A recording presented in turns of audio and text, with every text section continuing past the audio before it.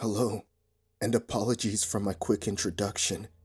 I'm scared and confused about what's happening, and I need help.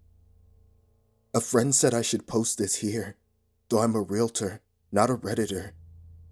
I'm desperate for answers, however, and if anybody can help me understand any of this, it's worth explaining my situation publicly.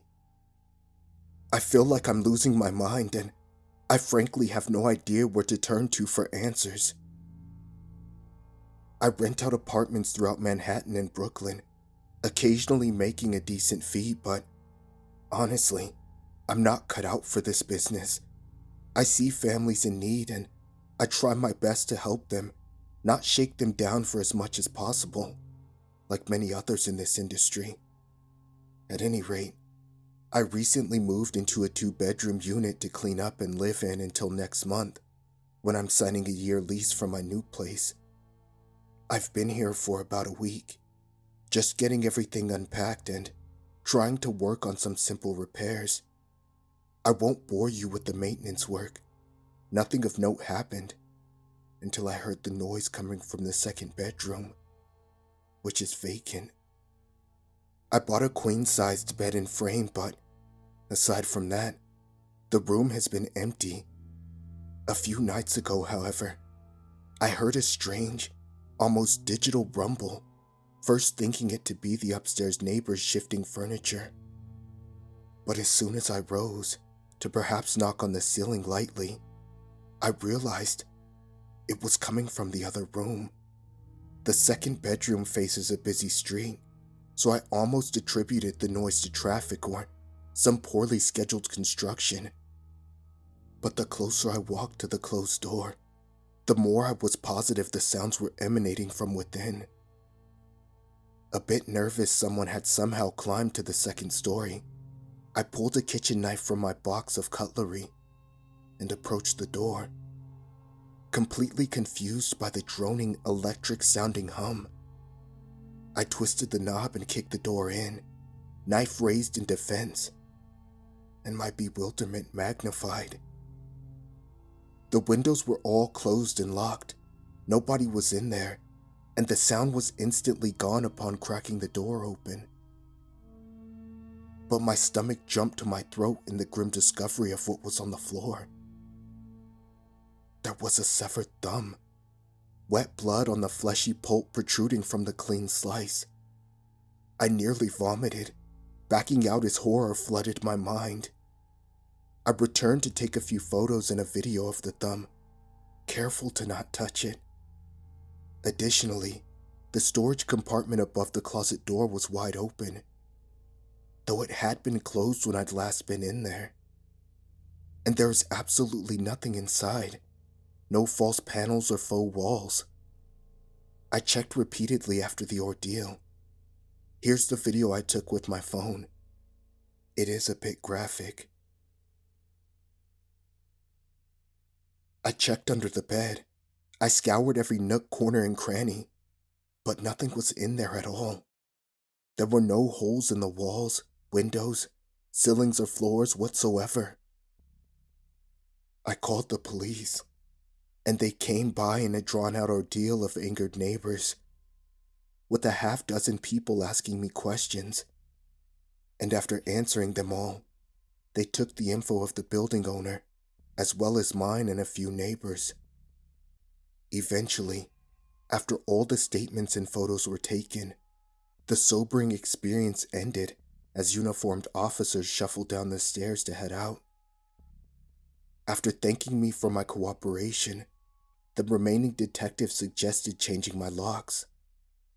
But I know for a fact that nobody came or went. My bedroom is directly next to the apartment entrance near my television, and it stays locked and deadbolted. Hours after the police had vacated the apartment, I was still unable to sleep, knowing that something impossible seemed to have occurred. The next few days were mostly uneventful, but I kept that second bedroom door shut and I kept busy at the office, staying later than usual to limit my time spent at the home that no longer felt like one. I ate out most of the time, lingered in coffee shops, searching for clues or any other anomalies of the sort, but finding very little online about anything remotely similar to my situation.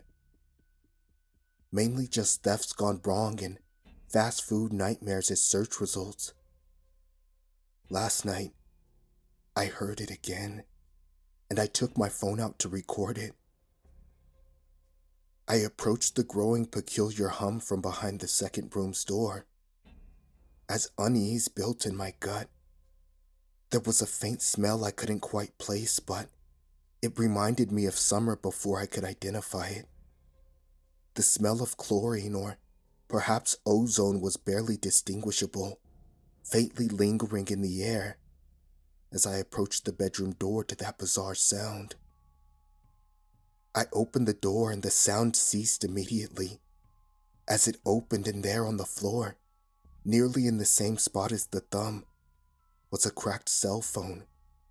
The cabinet above the closet that leads to absolutely nothing, with no false back of any sort, was once again open. As anxiety had been fraying my nerves, I rented a hotel to stay at for the night. But curiosity got the better of me, and I plugged in that smashed phone, which was drained of battery before taking off. Here's the sound in the phone.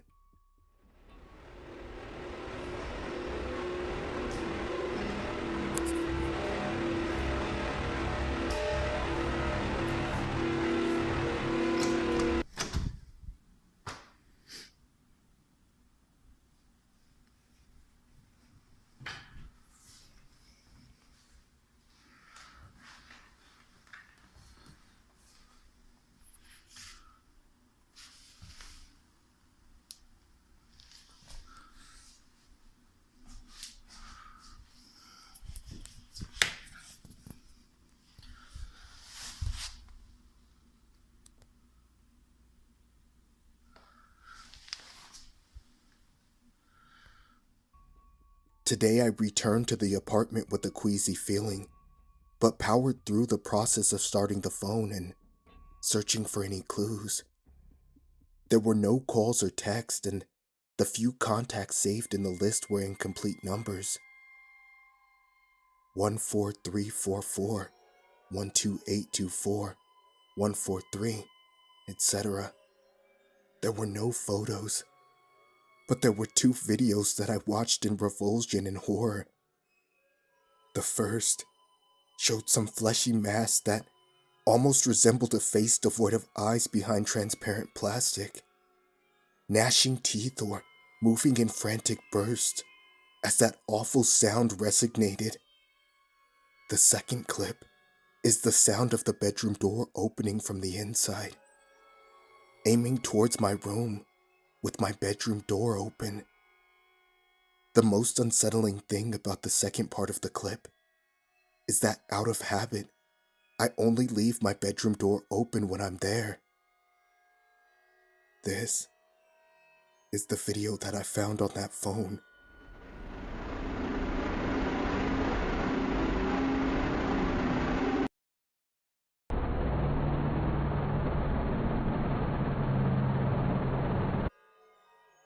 If anyone has any idea on what's happening, help.